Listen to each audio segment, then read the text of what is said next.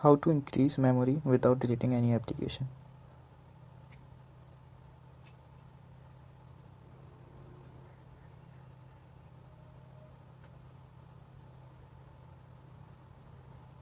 Go to application manager.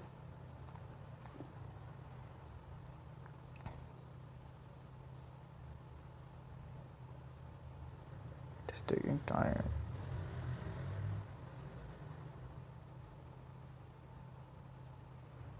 Now go to any application, install application like Chrome, and then go to storage and clear cache.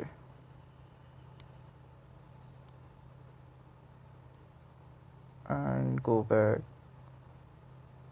then select another application, go to storage and clear cache.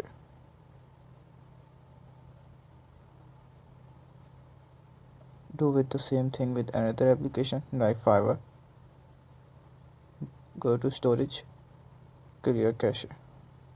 So you will get some space so you can download some WhatsApp images or take a picture if your memory is full.